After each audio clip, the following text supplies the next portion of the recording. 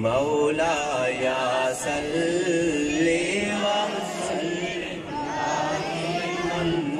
ابدا.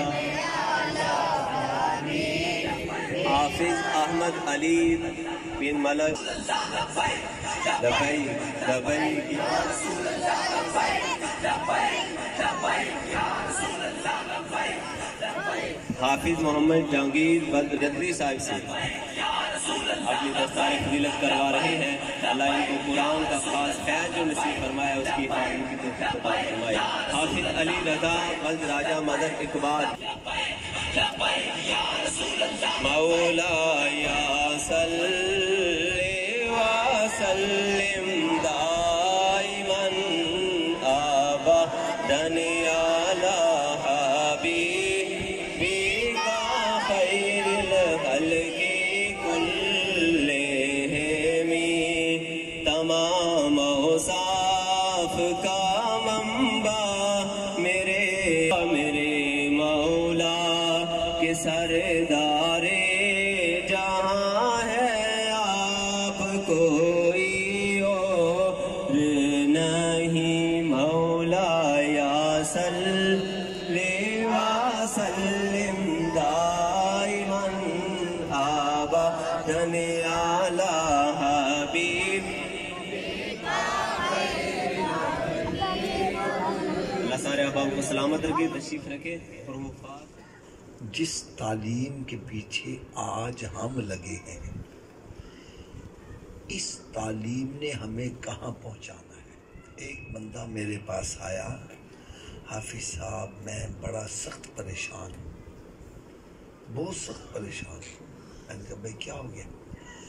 کہنے لگے جی میری اولاد مجھے دھکے دیتی ہے، گالیاں نکالتی ہے، مجھے گھر سے باہر نکال دیا ہے، میں بڑا پریشان ہوں. میں نے کہا بھائی اس میں تیرا اپنا قصور ہے، تیرا. ایک دم ناراض ہو گیا. حافظ صاحب یہ آپ نے کیا کہہ دیا؟ کوئی باپ چاہتا ہے اس کی اولاد اس کو دھکے دے، اس کو گالیاں نکالے، یہ آپ نے کیا کہہ دیا؟ میں نے کہا بھائی میں صحیح کہہ رہا ہوں. کیا آپ نے کہا کیسے؟ میں نے کہا تم نے اپنی اولاد کو کیا پڑھایا ہے؟ کہنے لگے جی میں نے اپنی اولاد کو ایم اے کروا دیا. میں نے کہا وہ کون سے سبجیکٹ پڑھتے تھے؟ کہنے لگے جی انہوں نے انگلش پڑھی، اردو پڑھی، میتھمیٹکس پڑھی، فزکس پڑھی، سوکس پڑھی، باٹنی زیالوجی پڑھی، وہ کیمسٹری پڑھی، فزکس پڑھی، انہوں نے ڈرائنگ پڑھی. میں نے کہا اس میں ماں باپ کے ادب کا کوئی چیپٹر ہے؟ As you sow so shall you reap. جیسا بیجو گے ویسا ہی کاٹو گے. یار آپ سارے ماشاءاللہ ذمہ دارہ جانتے ہو.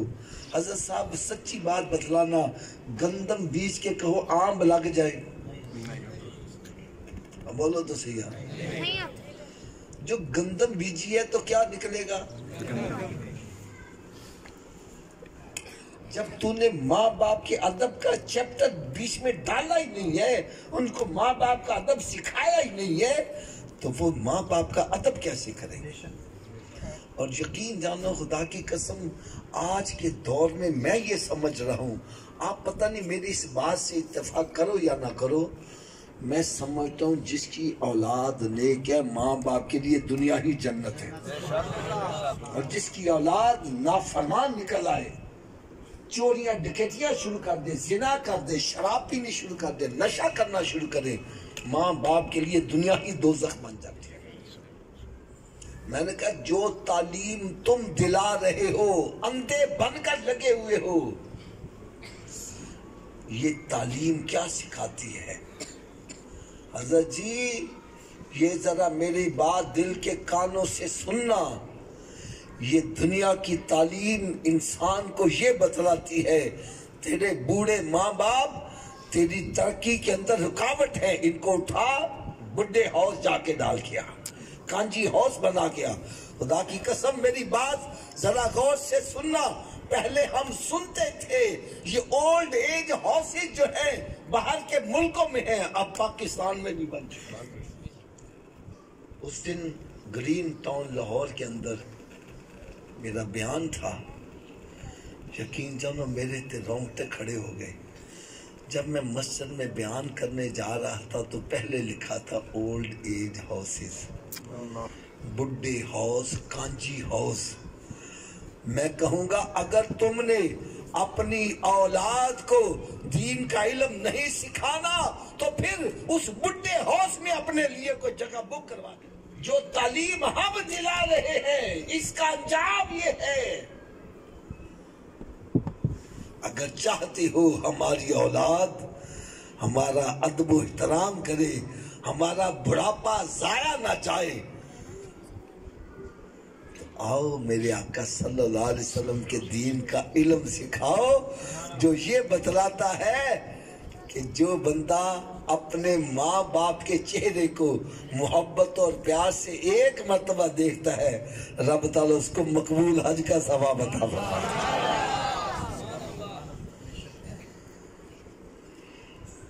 حضرت صاحب آپ 10 لاکھ روپیہ لگا کے حج کر کے آؤ، کتنے پیسے؟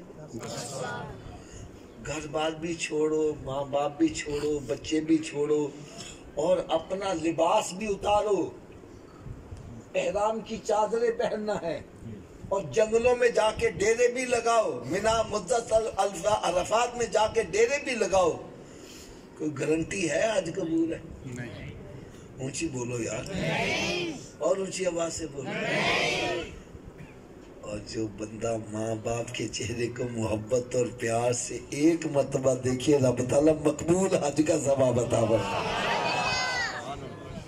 یار وہ کیسا پیارا دین ہے کہ جس میں یہ بتلایا ہے کہ خالی تو ماں باپ کے چہرے کو دیکھے گا رب تمہیں مقبول حج کا ثواب عطا کرے گا، اگر دیکھنے سے ثواب ہے تو ان کی خدمت کرنے سے کتنا ثواب ملتا ہے۔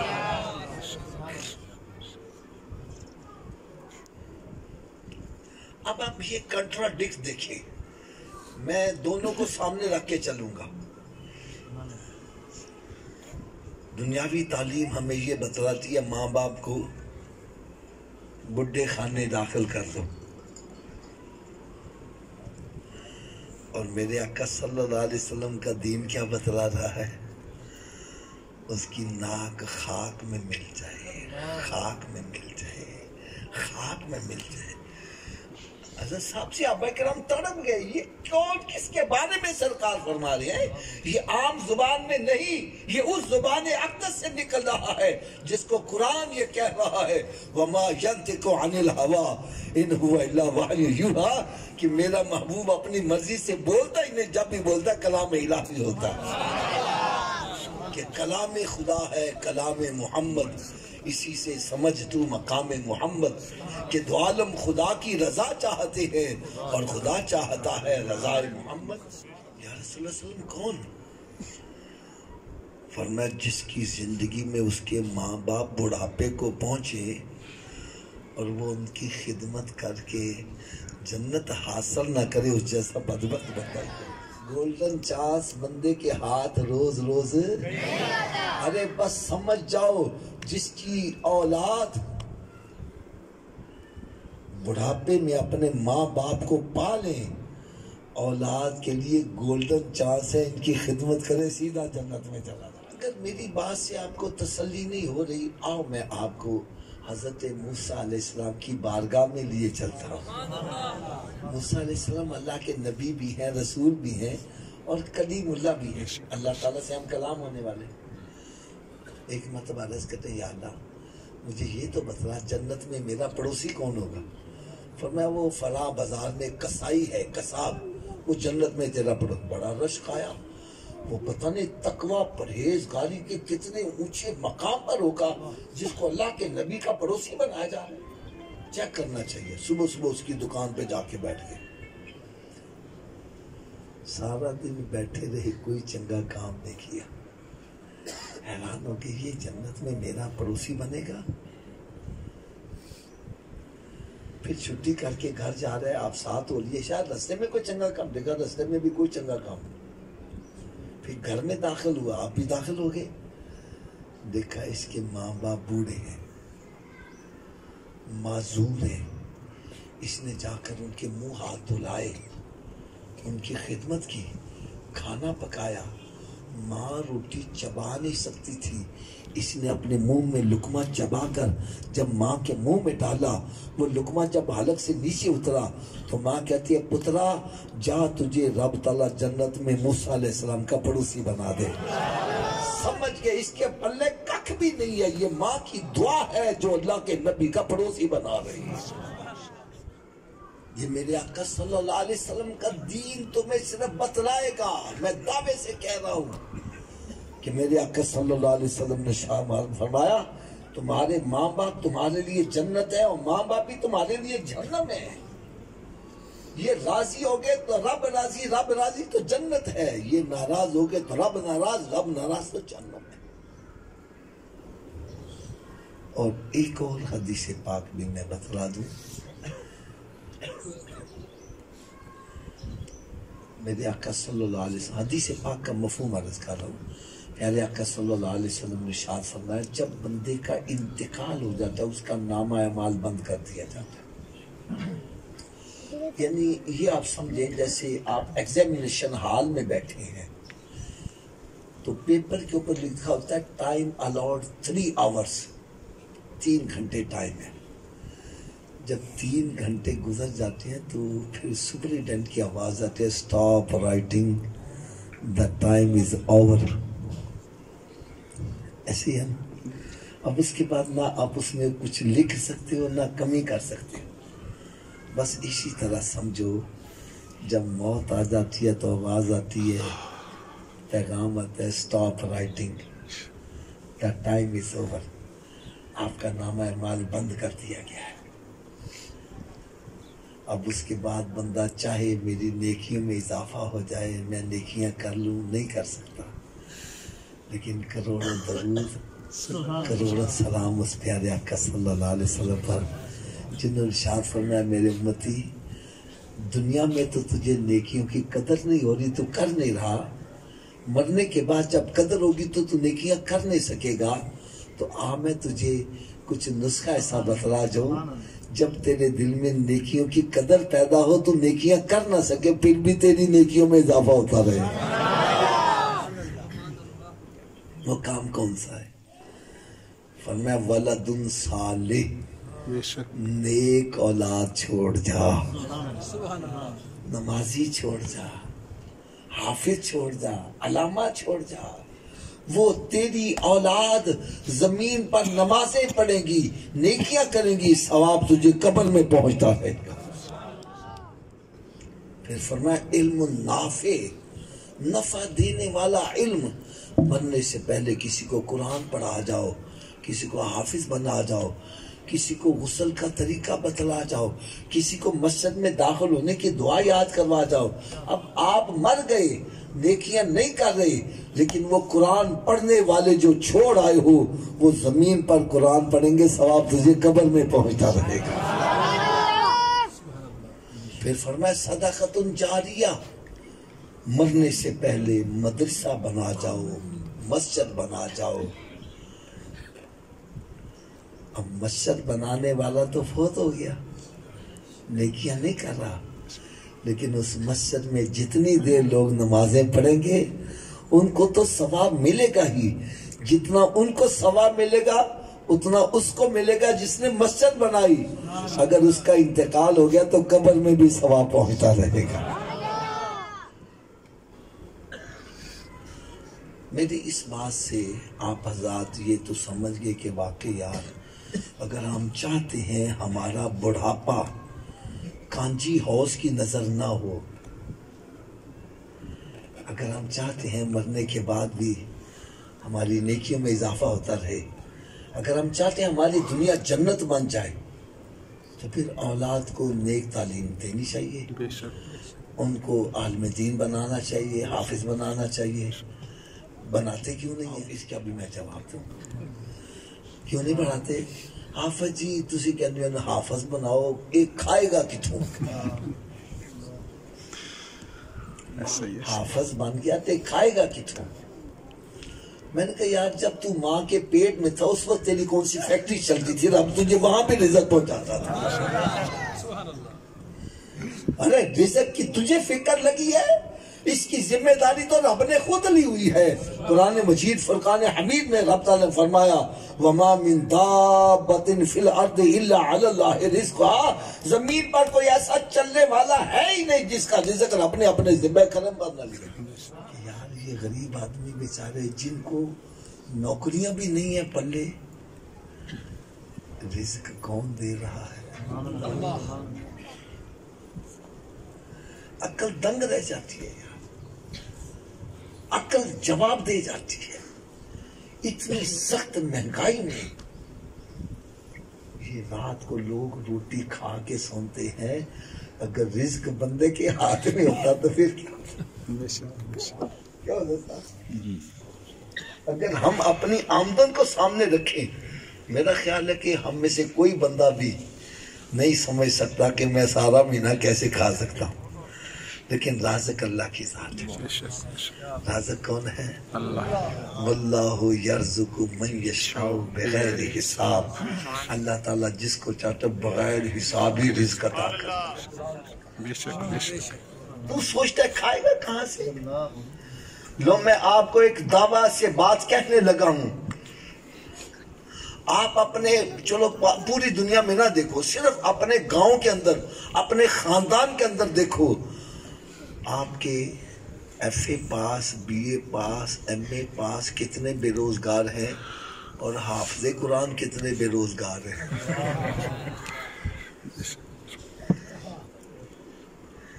یار چیک تو کرو۔ نہیں حافظ صاحب حافظ بن گیا تو ملے گا کی؟ میں کہا آپ بتلاؤں ملے گا کیا؟ آپ بتلاؤں حافظ بنیا، عالم بنا تو ملے گا کیا؟ تسی دسو کی ملے گا؟ میں نے کہا مسجد کس کا گھر ہے؟ اونچی بولو یار، اس میں تو کوئی دو رائے نہیں ہے۔ مسجد کس کا گھر ہے؟ اور اللہ تعالیٰ نے اپنے گھر میں منبر کس کا بنایا ہے؟ اور مصلی کس کا ہے؟ میں نے کہا تیرا بیٹا حافظ بنے گا، علامہ بنے گا، رب تعالیٰ اس کو اپنے محبوب کا مصلی عطا فرما دے گا۔ اصل یہ جو ممبر نہیں ہوتا، ممبر شریف، اس کو میں کیا کہتا ہوں؟ سنو ذرا تو سمجھ، یقین آپ سنو گے آپ کی طبیعت خوش ہو جائے گی۔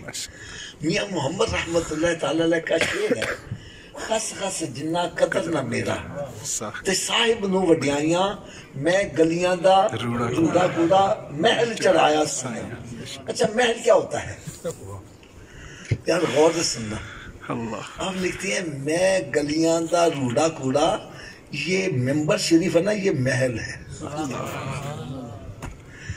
خس خس جنہ قدر نہ میرا صاحب نو وڈیائیاں، میں گلیاں دا روڑا کوڑا تے محل چڑھایا سامیاں۔ ارے اس محل میں کون چڑھتا ہے؟ وہی چڑھتا ہے جو میں آقا کے دین کا خادم ہوتا ہے۔ نہیں حافظہ ملے گا کی؟ میں نے کہا یا اللہ یہ بھی بتلا دوں کیا ملتا ہے؟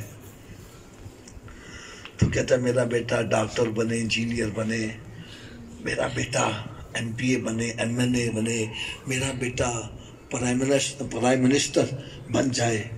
میں نے کہا تیرا بیٹا جہاں کھڑا ہوگا نا، جتنے بھی آ جائیں سارے پیچھے کھڑے ہو کے کہیں گے پیچھے اس امام دے۔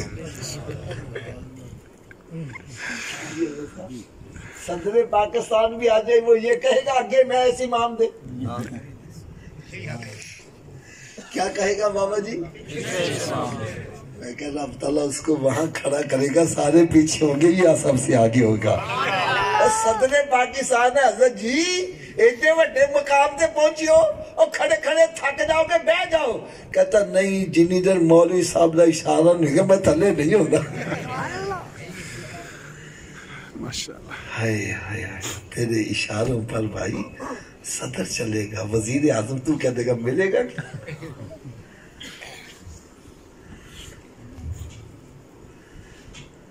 اگر حالے بھی سمجھ نہیں آئی، حالے بھی سمجھنا، ایک اور گل کرتے ہیں۔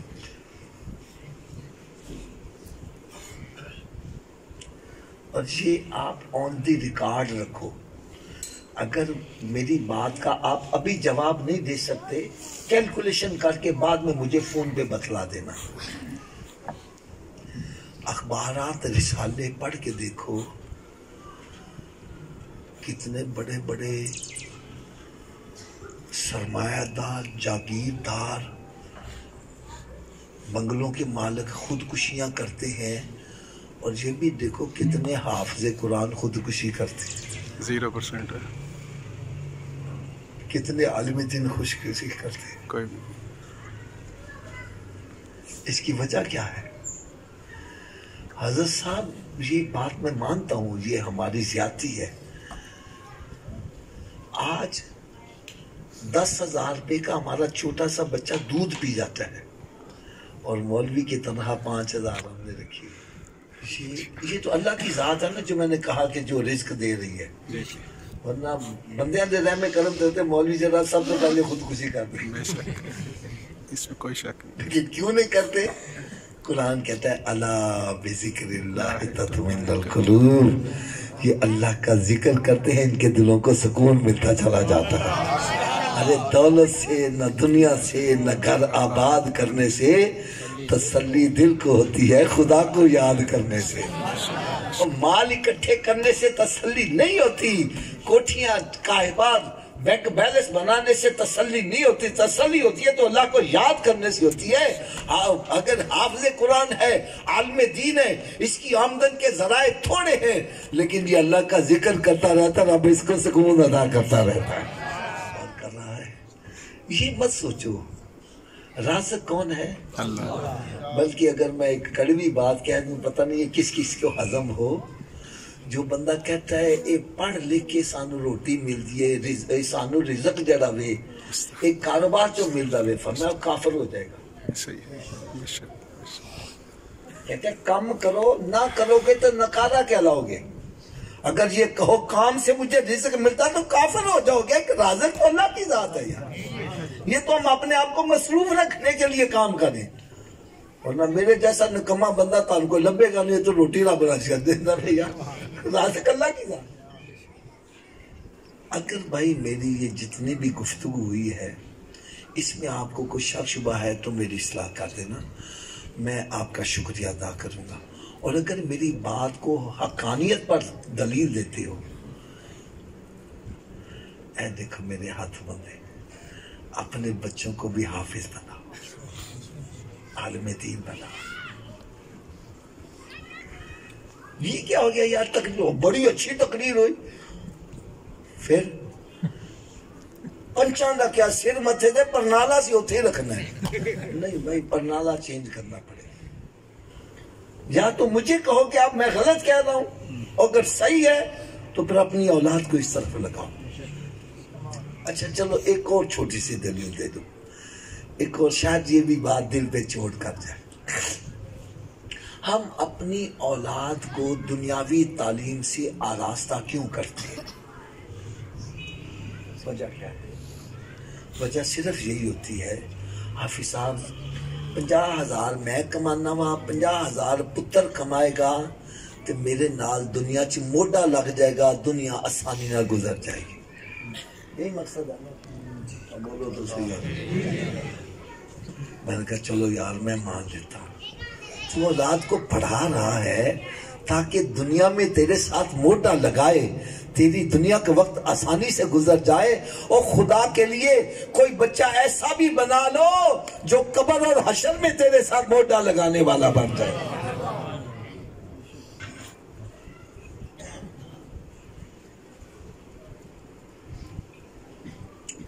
تو پہلی میری آپ سے گزارش ہے کہ آپ حضرات اپنی اولاد کو یہاں حفظ کے لیے داخل کرو، بلکہ یقین جانو اتنی بڑی بلڈنگ دیکھ کر میرا جی چاہتا ہے اللہ کرے یہ جامعہ بنے، جو حافظ قرآن بنے، ساتھ ہی ان کو درس نظامی میں بھی داخل کرو یار۔ یقین جتنا پرسکون علاقہ مجھے محسوس ہوا ہے کہ یہاں بچے آئیں، یکسوئی کے ساتھ پڑھیں، عالم دین بنیں، اور یہاں سے علم حاصل کر کے پوری دنیا کے اندر میرے آقا کے دین کا ڈنکا بجائیں۔ اس کو اللہ تبارک و تعالیٰ ایسا چشمہ بنائے جہاں سے پیاس بجھانے کے لیے دور دراز یہ مدرسہ بنایا ہے، اس کو آباد ہونا چاہیے کہ ویران ہونا چاہیے؟ اونچی بولو یار۔ اچھا آباد تو اسی طرح ہی ہوگا نا، ہم سارے بچوں کو انگریزی اسکولوں میں داخل کروا دیں تو یہ آباد ہو جائے گا۔ بولو تو صحیح آپ، ایسے ہی آباد ہوگا نا؟ کیسے آباد ہوگا؟ تو پھر سارے کوشش کرو گے؟ میری یار آپ سب سے ریکویسٹ ہے، خدا را یہ مدرسے، میرا خیال ہے میری بات کی آپ تصدیق کرو گے، یہ مدرسے بنانا، مسجدیں بنانا ہے تو بڑی سعادت کا کام، لیکن میں سمجھتا ہوں یہ مشکل نہیں ہے، مشکل کام ہے ان کو آباد کرنا، آباد کرنا مشکل ہے۔ تو میرے اس نسخے پر سارے عمل کریں گے؟ نہیں، آواز اتنی آواز سے آنی چاہیے کہ شیطان کا کلیجہ پھٹ جائے۔ اب آخر میں ایک چھوٹی سی ریکویسٹ کروں گا، وہ میں ہر ایک کو پیغام دیتا ہوں، آپ کو بھی پیغام دوں گا۔ قیامت کے روز مسلمان سے سب سے پہلا سوال کون سا ہوگا؟ اتنی آواز سے بولو جن کو نہیں پتا ان کو بھی پتا چل جائے۔ ایک مرتبہ پھر اونچی آواز سے بولو۔ تو کیا ہمارا پہلا سوال درست ہے؟ پہلے سوال چی پھنس گئے، اگلے سوالہ نہ کی بنے گا؟ چلو میں گیس لگواؤں، آپ بے شک تیاری نہ کرو۔ آپ کہو گے حافظ صاحب نے تکا لگا، پتہ نہیں آندہ بھی ہے کہ نہیں آندہ، لیکن میرے آقا کا فرمان غلط نہیں ہو سکتا۔ مجھے بول دو یار۔ اور آپ میرا خیال اکثریت پڑھے لکھے بیٹھے ہو، آپ یہ جانتے ہو جب ایگزامینیشن ہال میں بیٹھے پہلا سوال صحیح ہو جائے، اگر مشکل بھی ہو تو آسان ہو جاتے ہیں، اور اگر پہلے میں اٹک جائے تو اگلے آتے بھی ہو تو بھول جاتا ہے۔ ایسا ہے کہ نہیں؟ تو جب پہلے سوال سے قیامت والے دن پھنس گئے، اگلے سوال کی بنے گا؟ اب بتلاؤ ہمیں نمازی بننا چاہیے کہ نہیں بننا چاہیے؟ آواز کم ہو گئی ہے۔ یہ آواز کم پتہ کیوں ہوتی ہے؟ حافظ جی 5 نمازاں پڑھیں گے کہ میں؟ تو چلو نسخہ بھی میں بتلا دیتا ہوں، میرے نسخے پر عمل کرو، سارے نمازی بن جاؤ گے، لیکن ایک شرط نسخہ استعمال کرنا پے گا۔ یہ تو تسی بھی جان رہے ہو سر جی، 10,000 روپیہ ڈاکٹر نو فیس دے کے نسخہ لے آؤ، نسخہ کا رکھ چھوڑو، آرام آ جائے گا؟ کب آرام آئے گا؟ ڈرو نہ، میں تاڑے کو پیسے نہیں مانگتا، میں فیس بھی لیلا نسخہ دیاں گا، استعمال کرو، نمازی نہ بنو، میں تاڑا مجرم۔ قاری صاحب کو میرا فون نمبر ہوئے گا، میں کہہ دینا میں آخر معذرت کر لوں گا، کر لو گے استعمال؟ سب دی آواز نہیں آ رہی، اور اچھی آواز نہ رہی۔ لو جی نسخہ صرف اینا جے، اگر اے وجود نماز نہ پڑھے، بابا جی میں کی گیا اگر اے وجود تو اس وجود نو رب دا رزق نہ کھواؤ، نہ روٹی کھواؤ تے نہ پانی پیاؤ۔ میں جو بات عرض کر رہا تھا کہ اگر یہ وجود نماز نہ پڑھے تو اس وجود کو رب کا رزق، آپ کا کیا خیال ہے؟ جو بندہ رب کے آگے نہیں جھکتا، کیا وہ اس قابل ہے کہ اس کو رب کا رزق کھلایا جائے؟ یار روٹی سامنے رکھی، اپنے منہ میں تو نہیں جاتی نا، پکڑ کے لے جاؤ تو مت لے جاؤ، یہ روٹی مانگے بولو نہیں پہلے نماز پھر بعد میں روٹی، تو کیا خیال ہے نمازی بن جائے گا کہ نہیں بنے گا؟ تو اس نسخے پر عمل کون کون کرے گا؟ سبھی ہاتھ اونچا کھڑا کر کے بلند آواز سے انشاءاللہ کا نعرہ لگا۔ یار ہم سارے نمازی بن جائے، میرے آقا کتنا خوش ہوتا ہے، رب تعالیٰ کتنا خوش ہوتا ہے۔ اب نسخے کی صبح کی ڈوز بھی سن لو، صبح کی ڈوز ہوتا نا، صبح دوپہر میں کہ نسخہ مکمل سنا دیں گے۔ صبح کی خوراک کہتے ہیں ناشتے سے پہلے کے ناشتے کے بعد، تو بھائی یہ ناشتے سے پہلے والی ہے، اتنی دیر تک ناشتہ نہیں کرنا جتنی دیر نماز فجر نہ پڑھ لو. پہلے نماز پھر ناشتہ. کیا میں نے کہا جی؟ پہلے نماز پھر ناشتہ. ایک بندہ کہنا صبح اٹھن لگیا دیر ہو جائے تھی، میں نے کہا نہ پڑھن نہ لو بہتر ہے پڑھ لو. اس سویرے اٹھ کے منہ دھوندے جے کہ نہیں دھوندے؟ اور بولو تو صحیح ہے تو وضو کر لو، 2 سنت 2 فرض پڑھ لو. فجر دی پڑھ لو گے باقی پڑھنی آسان. فجر دی رہ جائے شیطان کرنا اچھا نہ کل تو پڑھیں گے، نہ کل آوے تے نہ نماز پڑھ پاوے. لہذا تھوڑا سا اونچی آواز سے بولو اتنی دیر تک ناشتہ نہیں کرنا. ویسے مجھے لگتا ہے ایسے جیسے شیطان کان میں پھونک مارے، بولی نہ کہ نماز پڑھنی نہ پہ جائے. شیطان ساڈا دوست ہے کہ دشمن؟ دشمن کی گل مننی چاہیے نا. تو تساں کیوں مانتے پے جی؟